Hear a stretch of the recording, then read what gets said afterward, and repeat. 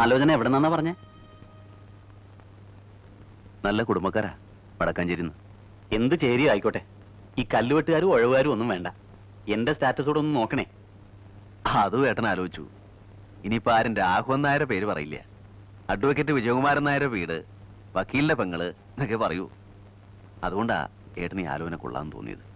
ചെക്കൻ ബിയക്കാരനാ, വില്ലേജ് ഓഫീസിലെ ക്ലാർക്ക്, കാഴ്ചയ്ക്കും എടുക്കാൻ. ഫോട്ടോ കണ്ട് എല്ലാവർക്കും ഇഷ്ടായി. പക്ഷേ അവർ ചോദിക്കുന്ന ഇത്തിരി കൂടുതലാ. ഒരു 50 പവൻ കൊടുക്കേണ്ടി വരും. ഓ, ഒരു ക്ലാർക്കിന് അത്ര കൊടുക്കണം? കുടുംബത്തിന് നല്ല നിലയാ. സുധയെ ഒരുപാട് വിഷമിപ്പിച്ചിട്ടുണ്ട്. അവളുടെ ഇഷ്ടങ്ങളൊന്നും സമ്മതിച്ചില്ല. അതിന്റെ ഒക്കെ കുറവ് തീർക്കാൻ അവളെ നല്ലൊരിടത്തേക്ക് തന്നെ അയക്കണം. മുഴുവനും നീ സഹിക്കണ്ട. ഒരു 10-15 പവൻ ഞാൻ എങ്ങനെയും ഉണ്ടായിക്കോളാം. ആ, നോക്കട്ടെ. ഞാൻ ശോഭയോടൊന്ന് ആലോചിക്കട്ടെ.